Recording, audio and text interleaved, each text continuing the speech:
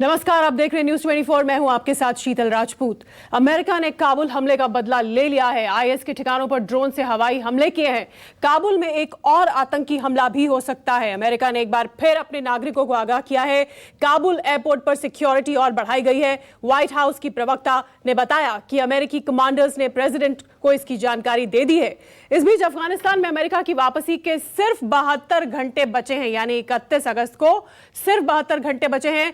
पहली बार अमेरिका ने समय सीमा बढ़ाने की कोशिशें शुरू कर दी हैं। तालिबान से इस बारे में बातचीत भी शुरू कर दी है। यह बड़ी खबर है। उधर अफगानिस्तान के पूर्व उपराष्ट्रपति अमरुल्लाह सालेह ने एक बार फिर दुनिया भर के नेताओं से अपील की है कि वो अफगानिस्तान को अकेला और यूं बेसहारा ना छोड़ें। 6 तस्वीरें आप देख रहे हैं। पहली तस्वीर, अमेरिका का बदला ड्रोन हमला अफगानिस्तान में, फिर खतरे में काबुल एयरपोर्ट, इसका भी अलर्ट जारी किया गया। एयरपोर्ट पर सुरक्षा बढ़ाई गई। रेस्क्यू के यानी विदेशी ताकतों के, विदेशी फोर्सेस के अफगानिस्तान में रुके रहने के केवल 72 घंटे बचे हैं। इस सब के बीच खबरें ये आ रही हैं कि तालिबान, अमेरिका एक बार फिर ये कोशिश में है कि ये मियाद बढ़ाई जाए और इसके लिए तालिबान से टॉक्स चल रहे हैं। अमेरिका ने काबुल हमले का बदला ले लिया है। ये आज की सबसे बड़ी खबर है। आईएस के ठिकानों पर ड्रोन से हवाई हमला किया है। एक्सक्लूसिव तस्वीर हम आपको दिखाएंगे। लगातार हम आपको दिखा रहे हैं सेना ने ये हमले नांगरहार प्रांत में किए, जो कि पूर्वी अफगानिस्तान में आता है, काबुल से सटा हुआ है, पाकिस्तान बॉर्डर से सटा हुआ है। इस हमले में काबुल एयरपोर्ट के बाहर आत्मघाती हमलों का मास्टरमाइंड ढेर हो गया, ऐसा अमेरिकी रक्षा मंत्रालय पेंटागन का कहना है। जानकारी के मुताबिक नांगरहार के लोगों का कहना है कि उन्हें देर रात धमाके की कई आवाजें सुनाई दी। ये देखिए एक्सक्लूसिव तस्वीर जो आप लगातार न्यूज 24 पर देख रहे हैं, इस ड्रोन हमले की, जिससे नांगरहार के आईसिस के इन ठिकानों को ध्वस्त किया गया। इस एयर स्ट्राइक में रिहायशी इलाके में एक घर और एक कार को निशाना बनाया गया था। कार में आईसिस खुरासान के 2 आतंकी सवार थे। दोनों के मारे जाने की खबर है। माना जा रहा है कि ये ड्रोन कतर से ऑपरेट किए गए। अमेरिकी सेना के मुताबिक इस हमले में रीपर ड्रोन का इस्तेमाल किया गया है। अफगानिस्तान के नांगरहार सूबे में, नांगरहार प्रांत में कल देर रात 12 बजे अफगान वक्त के मुताबिक ये एयर स्ट्राइक अमेरिका की ओर से की गई और ये कार्रवाई थी, बदले की कार्रवाई अमेरिका की तरफ से, जो इन रिटालिएशन की गई, जो 26 अगस्त को काबुल एयरपोर्ट पर हमला, आत्मघाती हमला आईसिस खुरासान के आतंकियों ने किया, जिसमें अमेरिकी फौजियों समेत तालिबान के भी कई लड़ाके मारे गए और कई आम लोग भी मारे गए थे। अमेरिकी अखबार द वॉल स्ट्रीट जर्नल के हवाले से एक बड़ी खबर आई है। अमेरिका 31 अगस्त के बाद भी काबुल में रुक सकता है। समय सीमा बढ़ाने के लिए तालिबान से बातचीत जारी है। ये बड़ी खबर अमेरिकी अखबार वॉल स्ट्रीट जर्नल के हवाले से कि 31 अगस्त के बाद भी रुक सकता है अमेरिका। कुछ रोज से हम ये खबर सुन रहे थे कि तालिबान ने समय सीमा, ये मियाद बढ़ाने से बिल्कुल इनकार कर दिया था, लेकिन अब द वॉल स्ट्रीट जर्नल ये खबर दे रहा है कि इस मियाद को बढ़ाने के लिए अमेरिका और तालिबान के बीच में बातचीत हो रही है और शायद अमेरिका 31 अगस्त के बाद भी रुक जाने में कामयाब रहे। हमारे साथ न्यूज रूम से संजीव त्रिवेदी, डेप्यूटी एडिटर, जुड़ गए हैं। Sanjeev, the wall street journal की इस खबर में कितना दम है? वॉल स्ट्रीट जर्नल एक अमेरिकी अधिकारी को कोट करते हुए लिख रहा है कि जो डिप्लोमेटिक प्रेजेंस है, यानी कि जो राजनयिक मौजूदगी है, वो बनी रहे 31 के बाद। ये ज़रूरी है उन लोगों को निकालने के लिए जो लोग 31 तक नहीं निकाले जा सकेंगे। तो जाहिर है क्योंकि बहुत बड़ा कंटिंजेंट है अमेरिकन्स का जो अभी इस वक्त अफगानिस्तान में है, उसे निकाला जाना है। तो वो जो बातचीत अभी फिलहाल चल रही है कि आप कैसे काबुल एयरपोर्ट को सुरक्षित करेंगे, और वो अधिकारी जो अभी बातचीत कर रहे हैं तालिबान के अधिकारियों से, उन्होंने ये प्रस्ताव भी दिया है कि हमारे राजनयिक मौजूदगी को आप कायम रखिए, उसकी व्यवस्था करिए ताकि हम अपने लोगों को निकाल पाए। जी, कुछ रोज पहले तालिबान ने बिल्कुल सिरे से नकार दी थी ये मांग और कहा था कि भाई आप एक दिन, 1 घंटा भी एक्स्ट्रा नहीं रह सकते। लेकिन मुझे लगता है संजीव, ये जो कल रात एयर स्ट्राइक्स हुई हैं, उसके बाद दबाव अब सब पर बढ़ गया है। तालिबान को भी लग गया है कि भाई नहीं, अमेरिका ने एक तरह से अपना जो वर्चस्व है वो दिखा दिया है और शायद अब उनको थोड़ी सी और लैक्सिटी इसमें मिल जाए। देखिए, तेजी से बदलते घटनाक्रम में अब ये चीज सामने आई है कि तालिबान और अमेरिका के बीच नजदीकियां बहुत तेजी से बढ़ गई हैं और सामने एक कॉमन एनिमी के तौर पर आईएस खुरासान हो गया है। कुछ लोग तो अब हल्के तौर पर यह भी कहने लगे हैं कि अब तालिबान जो है वो अशरफ गनी बन गया है और आयसास खुरासन जो है वो तालिबान बन गया है। कुछ इस तरह की स्थिति वहां पर हो गई है और ऐसे में अगर ऐसा है संजीव तो ये तो अच्छी खबर होगी अगर अशरफ गनी का ही एक प्रारूप बन जाएगी तालिबान, जिसकी की संभावना आप भी जानते हैं, हम सभी जानते हैं, बहुत कम है। लेकिन अगर फौरी तौर पर भी ऐसा देखने को मिल रहा है तो ये तो अच्छी खबर होगी दुनिया के लिए। अच्छी खबर या नहीं, क्योंकि तालिबान पर देखिए कोई भरोसा किया नहीं जा सकता है और तालिबान के ऊपर बहुत से सवाल है। सवाल इस बात को लेकर के भी हैं कि आखिर वो जो 5000 लड़ाके छोड़े गए थे जिसमें कि आयसास खुरासन के भी लोग थे, अभी हाल में महीने भर पहले आखिर उन्हें क्यों छोड़ा गया था, उन्होंने छूटने के बाद क्या किया, इसके लिए जिम्मेदार कौन है। तो ये तमाम सवाल तालिबान पर तो हैं ही, लेकिन आज की तारीख में अमेरिका के पास ऑप्शन नहीं है, उसे तालिबान का सहयोग चाहिए क्योंकि लोकल इंटेलिजेंस उसके पास है। तालिबान हेविली आर्म्ड है, कहा यह जा रहा है कि दुनिया के जो 85% देश हैं उनसे ज्यादा हथियार आज की तारीख में अमेरिकी हथियार तालिबान के कब्जे में है। तो ऐसे में अमेरिका के पास ऑप्शन क्या है, उसे अपने लोगों को निकालना है, सबसे बड़ी बात है फौरी तौर पर, और फिर भविष्य में एक एलाई उसे जो चाहिए उसमें उसे लग रहा है कि तालिबान ही उसका एलाई हो सकता है, क्योंकि अब नया आतंक का ठिकाना बन गया है आईएसआईएस खुरासन, जो कि बहुत कमजोर रात की स्ट्राइक के बाद अमेरिका ने थोड़ा सा अपना जो हाथ है वो मजबूत दिखा दिया है कि भाई मान जाइए और अब हमें एक्सटेंशन भी दीजिए, कुछ समय हम लेंगे यहाँ रुकेंगे और अपने लोगों को निकालने में। एक बार फिर हम इस खबर पर बने हुए हैं, हमारे साथ सीधे वॉशिंगटन से लाइव जुड़ गई हैं जीनिया बहल, पत्रकार, हम उनसे ये अपडेट लेते हैं। जीनिया, बहुत स्वागत है आपका। इस खबर में कितनी सच्चाई है कि अमेरिका 31 अगस्त की डेडलाइन बढ़ाने के लिए कोशिश कर रहा है और तालिबान के साथ बातचीत कर रहा है कि 31 अगस्त की डेडलाइन बढ़ाएं और वो लोग कुछ दिन और रुक सके अफगानिस्तान में? जी, इसमें बिल्कुल सच्चाई है। ये बात वॉल स्ट्रीट जर्नल, जैसा कि आपने बोला, वॉल स्ट्रीट जर्नल ने कंफर्म कर दी है कि अमेरिका डेडलाइन बढ़ाएंगे। 31 अगस्त तक रहना था अमेरिका को, अपने सारे ट्रूप्स इवैक्यूएट करने थे, लेकिन अब जो हुआ है और जिस तरह के हालात है वहाँ पे, यूएस एम्बेसी ने अमेरिकन को बोला है कि जितना हो सके, जो अभी भी काबुल में फंसे हुए हैं, कि जितना हो सके आप एयरपोर्ट से फिलहाल दूर रहें। ड्यू टू दीज अटैक्स 13 अमेरिकी सोल्जर्स शहीद हो गए हैं और बिडेन एडमिनिस्ट्रेशन पे अब काफी प्रेशर है। ऑपोजिशन डिमांड कर रही है कि वो रिजाइन करे बिकॉज ऑफ दिस। लेकिन एक चीज बहुत इंटरेस्टिंग है कि अमेरिका जिस तालिबान के खिलाफ लड़ाई लड़ने गया था 20 साल पहले, ये वॉल स्ट्रीट जर्नल ने भी लिखा है कि 20 साल पहले जब तालिबान और मिलिटेंट्स और आतंकवाद के खिलाफ लड़ाई लड़ने गया था, आज अमेरिका उसी तालिबान के साथ हाथ जोड़ के अपने लोगों को इवैक्यूएट करने में लगा हुआ है कि वही तालिबान उनकी एक होप है कि वो अगर सिक्योरिटी में सहायता करें तो अमेरिकन्स को इवैक्यूएट, अमेरिकन्स और जो अमेरिकन्स को एड कर रहे हैं, जो अफगानी लोग हैं जिनको इवैक्यूएट करना है, उनको समय से इवैक्यूएट कर पाए। जीनिया, ये बहुत जी बिल्कुल चौंकाने वाली। आप वॉशिंगटन डीसी में मौजूद हैं, कैपिटल वहाँ पर है, सब सांसद वहाँ बैठते हैं, अमेरिकी सरकार का गढ़ है वॉशिंगटन डीसी। ये बताइए कि कितना एक्सटेंशन अमेरिका मांग सकता है, क्या किस तरह की खबर है? और दूसरा, ये जो कल रात ड्रोन से हमला हुआ नांगरहार आइसिस खुरासान के ठिकानों पर, इसको लेकर क्या और डिटेल्स आई हैं? तस्वीरें कुछ शुरुआती आई हैं जो हमने देखी, कुछ घर टूटे फूटे हैं और गड्ढे और कुछ गाड़ियों के टूटे फूटे होने की, लेकिन कौन सा ये मास्टरमाइंड था आइसिस खुरासान का जिसे आपकी यूनाइटेड स्टेट्स एयरफोर्स ने मार गिराया है? क्या कुछ नंबर आया है सामने इन आतंकियों का जो इसमें मारे गए हैं, या इसके बारे में कोई डिटेल्स जारी होंगी जल्द ही? आपके पास क्या खबर आ रही है? देखिए, पेंटागन ने जो ऑफिशियली स्टेटमेंट रिलीज किया है उसके मुताबिक जो मेन मिलिटेंट था, जो मेन मास्टरमाइंड था, वो इस ड्रोन स्ट्राइक में मारा गया है, जो पेंटागन की स्टेटमेंट है उसके हिसाब से। अब अमेरिका एक्सटेंशन चाहता है कि नहीं, वो तो आपने उस सवाल का जवाब तो पहले दे दिया है, लेकिन कह रहे हैं सितंबर तक वहां पे ट्रूप्स बने रहेंगे। अच्छा। अमेरिकी 5000 ट्रूप्स जो डिप्लॉय किए थे वो बने रहेंगे जब तक कि सारे अमेरिकन, जो तकरीबन और 5000 हैं जिनको इवैक्यूएट करना है, वो इवैक्यूएट नहीं हो पाए।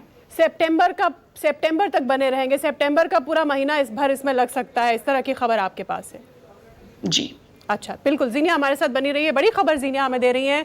जीनिया बहल, सीधे पत्रकार, वॉशिंगटन डीसी, अमेरिका से हमारे साथ जुड़ी हैं और वो ये इस बात को पुष्ट ठहरा रही हैं कि वाकई तालिबान और अमेरिकी सरकार के बीच, फोर्सेस के बीच बातचीत हो रही है कि 31 अगस्त की जो डेडलाइन अमेरिका की फौज को दी गई थी, अमेरिका को, नेटो फोर्सेस को, अफगानिस्तान खाली करने के लिए वो डेडलाइन बढ़ाने को लेकर बातचीत हो रही है और तालिबान का रुख भी इस पर नर्म होता हुआ दिख रहा है। और जैसा कि जीनिया ने हमें बताया कि सितंबर तक इस डेडलाइन को एक्सटेंड किया जा सकता है ताकि अमेरिका को अपनी फौज जो कि अभी भारी तादाद में वहां मौजूद है और लोग जो और बाकी देशों के और बाकी नेशनैलिटीज के उनको भी तब तक इवैक्यूएट किया जा सके। एक अच्छा खासा विंडो मिल जाएगा, एक अच्छा खासा अंतराल होगा ये जिसमें ये सभी लोग जो है वहां से निकाले जा सकेंगे।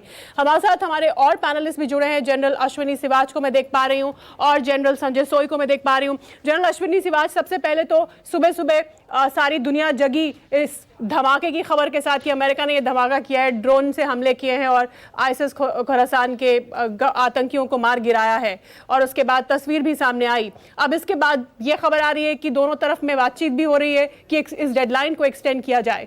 तो कुछ सामान्य होती हुई स्थिति दिख रही है आपको फॉर द टाइम भी?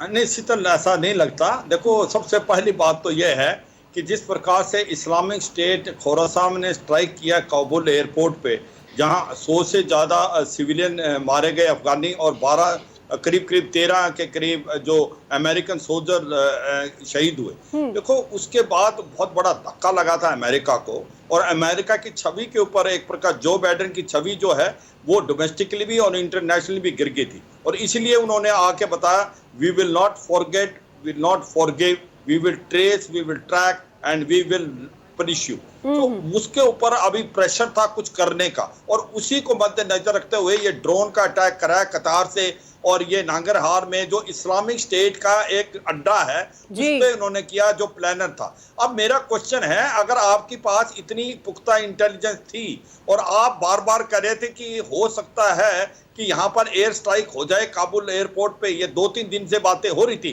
तो आपने प्रीएम्प्टिव स्ट्राइक क्यों नहीं किया? क्यों नहीं किया? उसको मार गया। आपके पास इतनी इंफॉर्मेशन थी, आपने एक ड्रोन पे गए, आपने स्ट्राइक किया, आपने प्लानर को मार दिया, तो आप ये वेट कर रहे थे कि पहले वो करेंगे वाजिब सवाल, बेहद वाजिब सवाल।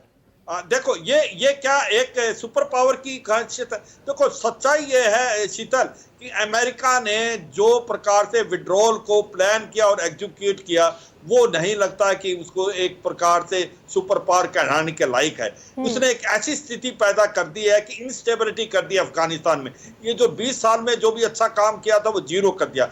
आपको पता है शीतल, $80 बिलियन के जो हथियार हैं, जो 3 से 4 लाख आधुनिक हथियार वो तालिबान के पास छोड़ दिए हैं। इससे क्या होगा? एक एयर पार जो है, जो कि 17वीं मॉडर्न एयर पार है, जिसमें 200 जहाज हैं, जिसमें अभी इन्होंने जो थे ब्लैक हॉक हेलीकॉप्टर भी दिए, वो भी तालिबान के हाथ में लग गए। तो ऐसे में जब अमेरिका वहां चले जाए, सबसे मॉडर्न से मॉडर्न टेक्नोलॉजी और ना सिर्फ तालिबान के पास बल्कि वो सारे आतंकी जो खुल्लम खुल्ला अब घूमेंगे अफगानिस्तान में, वो बिल्कुल शीतल, वही मैं कहने की कोशिश कर रहा हूँ। होगा क्या कि कुछ जो लश्कर तौबा जैसे मोहम्मद के आतंकवादी थे जो लड़ रहे थे कंधे से कंधा मिला के तालिबान के साथ, वो भारत की तरफ आ सकते हैं। उनके पास अभी नॉर्मल AK-47 नहीं होगी, उनके पास होगी आधुनिक M4 और M16। और मसूद अजहर, जैसा कि हम लगातार बात कर रहे हैं, मसूद अजहर तो मिला है बाकायदा मुल्ला बरादर से जाकर कंदहार में कुछ रोज पहले।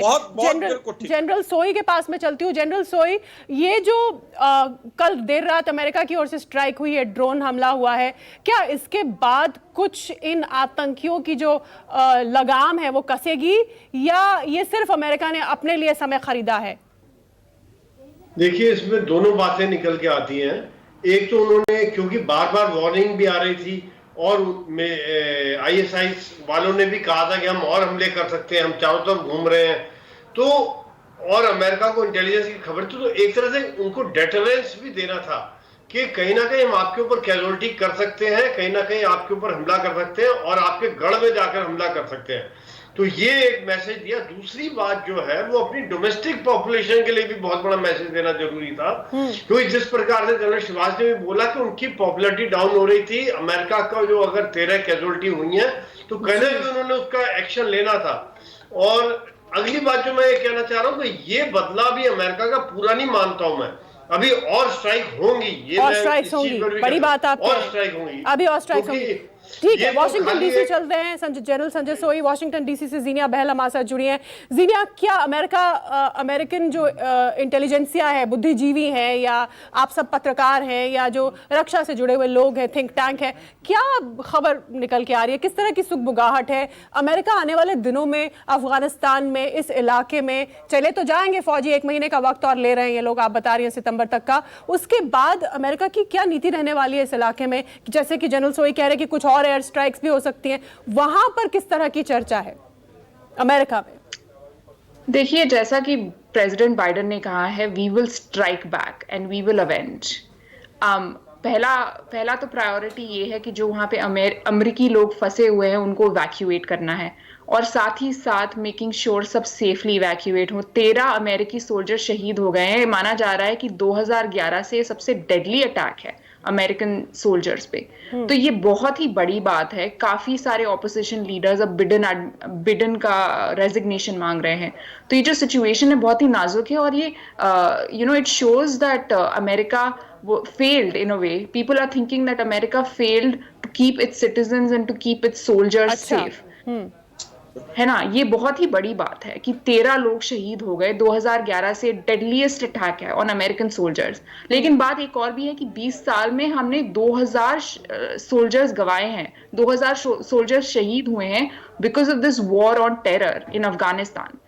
एंड ये देखा जाएगा कि अब किस तरह से, पहले तो ये ड्रोन स्ट्राइक हुई है, आगे चल के भी America is gonna make sure कि ऐसे मिलिटेंट्स जो हैं उनके ऊपर स्ट्राइक हो। लेकिन पहले प्रायोरिटी है मेक श्योर तब तक जब तक कि उनके सभी लोग वहां से नहीं निकल जाते, या उसके बाद भी यहाँ पर इंटरफेरेंस जो है, दखल जो है वो अमेरिका की रहेगी इस इलाके में। क्या कहते हैं वहां के बुद्धिजीवी अमेरिका के, किस तरह की चर्चा होती है इस पर?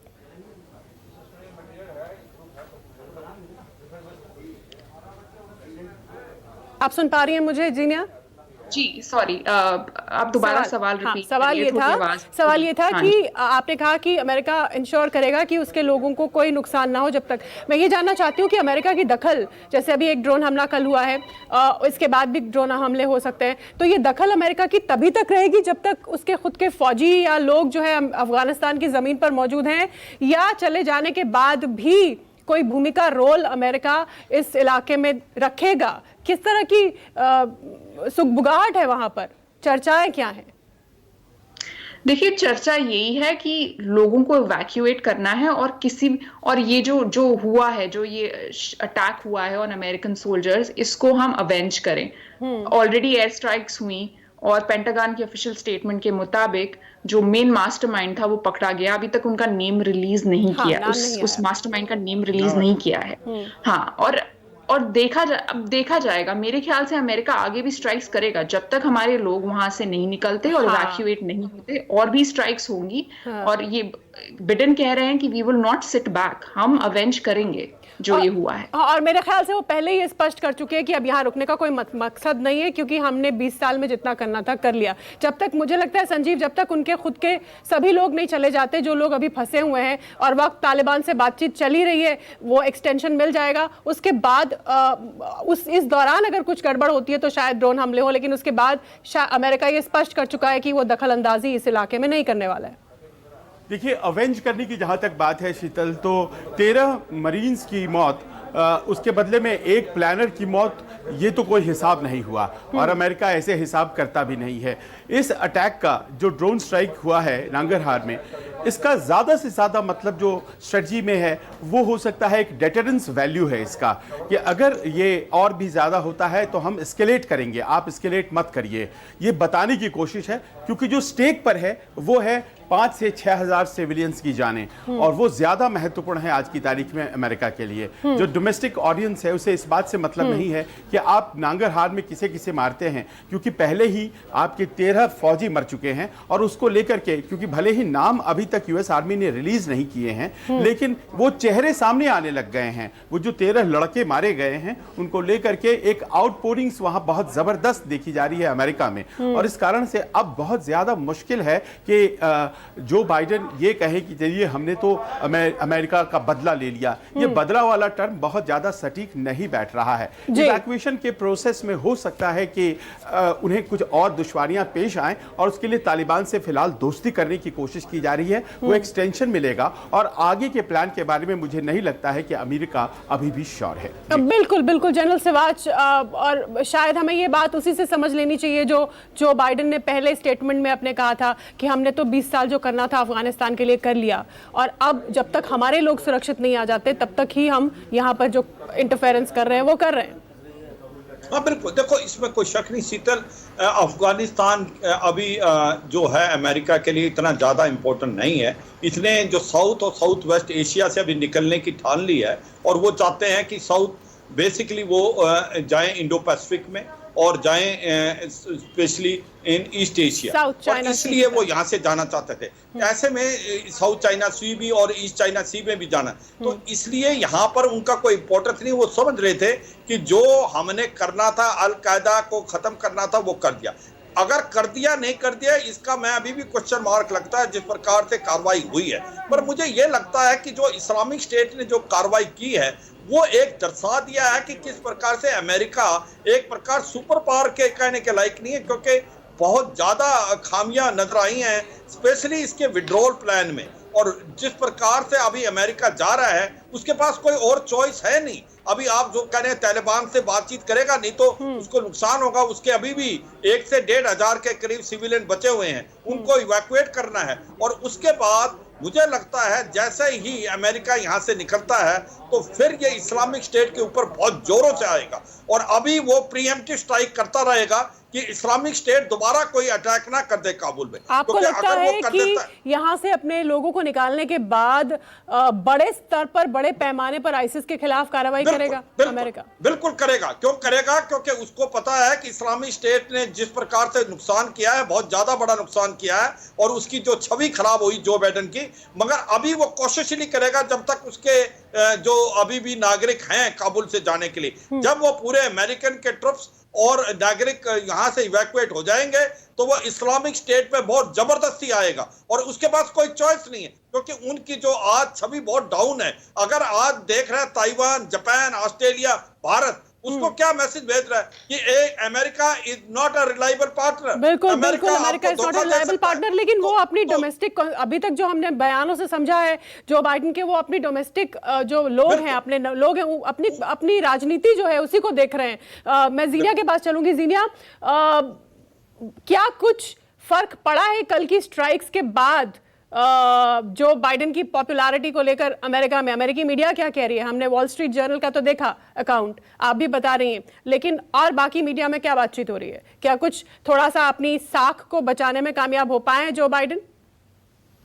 देखिए, जो मीडिया में चर्चा हो रही है, जो राइट विंग मीडिया है, वो तो डिमांड कर रहा है कि भाई जो बाइडेन अब रिजाइन कर दें, इस्तीफा दे दें, है ना। वो तो यही कह रहा है। ऊपर से निकी हेली, कई जो रिपब्लिकन लीडर्स हैं, पॉपुलर रिपब्लिकन लीडर्स हैं, ट्रंप की आवाज भी बुलंद हो गई है एक बार फिर। बिल्कुल बिल्कुल जी, डोनाल्ड ट्रंप की आवाज भी बुलंद हो गई है। लेकिन ये चौंका देने वाली बात ये है कि पिछले साल फरवरी 2020 में डोनाल्ड ट्रंप के ही सेक्रेटरी ऑफ स्टेट जो थे माइक पॉम्पियो, वो मिले थे दोहा में बरादर से, जो रिप्रेजेंटेटिव था तालिबान का, कि हम अपने ट्रूप्स 14 महीने में, तब डिसाइड हुआ था 14 महीने में अफगानिस्तान से निकाल देंगे और इवैक्यूएट कर देंगे, कंप्लीटली विड्रॉ कर देंगे। और जब बिडेन ने ये काम शुरू किया और अब इस हालात में करने की कोशिश कर रहे हैं, तो अब उनका इस्तीफा मांग रहे हैं। तो ये बहुत ही इंटरेस्टिंग जो हो रहा है अभी अमेरिकन पॉलिटिक्स में, बहुत ही इंटरेस्टिंग है। और बिडेन का इस्तीफा मांग रहे हैं अभी। क्या कुछ और स्ट्राइक्स की बात भी हो रही है कि आने वाले समय में अमेरिका और कुछ इस तरह के हवाई धमाके कर सकता है अफगानिस्तान में? जी बिल्कुल, करेगा अमेरिका हवाई धमाके और ड्रोन स्ट्राइक्स होंगे इतनी इजीली। अभी तो एक स्ट्राइक हुई है, लेकिन जो 13 लोग शहीद हुए हैं उनको अवेंज करेंगे। लेकिन पहले इवैक्यूएट कर ले लोगों को सेफली, क्योंकि अभी अमेरिकन एम्बेसी बोल रही है कि भैया आप एयरपोर्ट से दूर रहिए अमेरिकन्स को, कि पता नहीं कब क्या हो जाए। Safety of the citizens is very important अभी अमेरिका के लिए, क्योंकि हमारा काम वहां पे जाके डेमोक्रेसी खड़ा करना, ये सब नहीं था। ये बाइडेन ने पहले ही कह दिया, हमारा काम था वहां आतंकवाद से लड़ना। बिल्कुल। जनरल सोई आपसे कमेंट लेना चाहूंगी इस पर। नहीं, बिल्कुल जो बातचीत हो रही है, क्योंकि अमेरिका ये समझ गया था कि वहां पर जैसे बताया कि वर्जीनिया ने कि ट्रम्प के टाइम में बातचीत हुई कि वो समझ गए थे वहां अभी वो और नहीं टिक सकते और अफगानिस्तान को पूरी तरह से नहीं जीत सकते जिस प्रकार से वहां हालात थे। तो उन्हें लग रहा था जो उनके एफर्ट है, जो उनकी कैजुअलिटीज हो रही है, जो उनका पैसा खर्च हो रहा है, वो वेस्ट हो रहा है। और जैसा कि पहले भी निकल गया है कि वो अभी इतना इंपॉर्टेंस अभी नहीं हो रही थी, तो इसीलिए उन्होंने डिसाइड किया कि वहां से निकला जाए। मेरा सीधा सवाल ये कि हम ये जो बात कर रहे हैं, और जनरल सिवाच ने भी कहा और अमेरिका से जीनिया भी कह रही है कि हाँ और एयर स्ट्राइक्स भी हो सकती हैं, तो ये एयर स्ट्राइक्स केवल इस सूरत में होंगी अगर इस इवैक्यूएशन प्लान को, या और हमले आईसिस खुरासान की तरफ से, आतंकी संगठनों की तरफ से हो सकते हैं, या इन जनरल जो इस इलाके के आतंकी ठिकाने हैं उन पर एयर स्ट्राइक्स अमेरिका करेगा?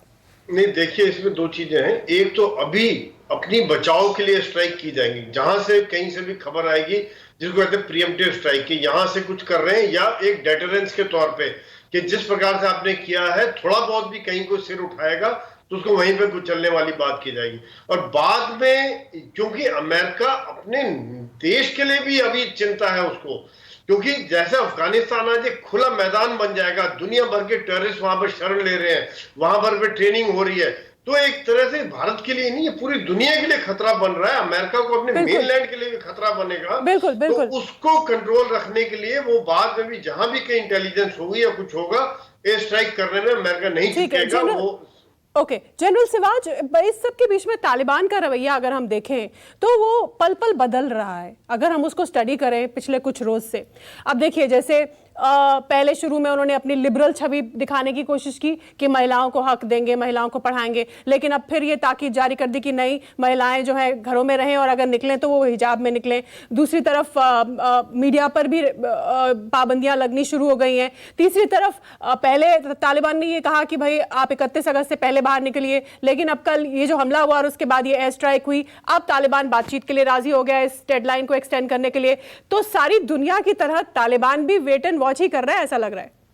बिल्कुल। देखो शीतल, एक बार तालिबान पे जो बोलता है और करता उसमें फर्क है, और दूसरा सबसे ज्यादा फर्क है तालिबान का कि तालिबान जो है आज चाहता है कि उसको रिकॉग्नाइज करे पूरा वर्ल्ड, इंक्लूसिव गवर्नमेंट को लेके आएगा वो। और इसलिए क्योंकि नहीं तो अगर रिकॉग्नाइज नहीं किया तो अफगानिस्तान के पास पैसा नहीं है सरकार चलाने के लिए। उसको $6 बिलियन का असिस्टेंस मिलता था अमेरिका से, एक ड्रग के अलावा वहां कुछ नहीं होता। इसलिए वो चाहते हैं कि ज्यादा से ज्यादा देश उसको रिकॉग्नाइज करें, तभी IMF, वर्ल्ड बैंक और बाकी जो एशियन डेवलपमेंट बैंक और यूरोपियन बैंक उनको लोन देंगे। उसके लिए उनको इंक्लूसिव गवर्नमेंट चाहिए, उनको छवि बदल के दिखाना है। मगर ये छवि जो दिखा रहे हैं ऊपर वाले जो इनके लीडर, मगर वो जो ग्राउंड पे जो हैं इनके काडर, फुट सोल्जर, वो नहीं मानते, क्योंकि कोई डिसिप्लिन हायरार्की तो है नहीं। और ग्राउंड पे वो ऐसा दिख रहा है जैसे शरिया लॉ 1996 से 2001 में था, वैसा ही है। औरतों के प्रति वही रवैया है कि वो बाहर नहीं निकल सकती, बच्चियां स्कूल नहीं जा सकती, लेडीज काम नहीं कर सकती। तो फिर अफगानिस्तान ने 20-25 साल की इस जंग में, इस इलाके ने 20-25 साल की इस जंग में क्या पाया?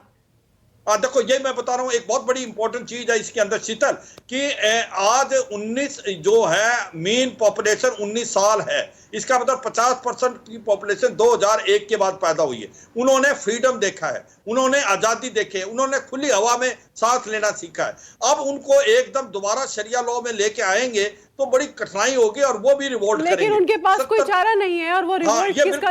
जिनके पास अत्याधुनिक अधिकार, हथियार हैं, जो हथियार बंद है, जो बंदूक की नोक पर सब काम करा रहे हैं, वो आम नागरिक, आम बेचारा क्या कर लेगा? वो तो दुनिया की तरफ ही टकटकी लगाए बैठा है कि भाई हमारी मदद करो। आप सभी का हमारे साथ फिलहाल इस डिस्कशन में जुड़ने के लिए धन्यवाद। जीनिया आपका वाशिंगटन DC से सीधी आप हमारे साथ जुड़ी हुई थी, जनरल सिवाज, जनरल सोई, बहुत बहुत धन्यवाद। तो ये तस्वीर आप देख रहे हैं ड्रोन से हमले की पहली तस्वीर जो अमेरिका ने बमबारी की हवाई अफगानिस्तान के नांगरहार इलाके में आईसिस खोरासान के आतंकियों को ढेर किया, जिन्होंने काबुल एयरपोर्ट पर हमला किया था। उसकी तस्वीर आप देख रहे हैं। और बड़ी खबर इस वक्त की यह है कि तालिबान और अमेरिकी प्रशासन के बीच या अमेरिका के रिप्रेजेंटेटिव्स के बीच बातचीत हो रही है। ऐसा वॉल स्ट्रीट जर्नल ने कहा, अमेरिकी अखबार ने, कि डेडलाइन जो है इवैक्यूएशन की या विदेशियों के अफगानिस्तान से जाने की, उसे बढ़ाया जा सके। एक छोटा सा ब्रेक, आप देखते रहिए न्यूज़ 24।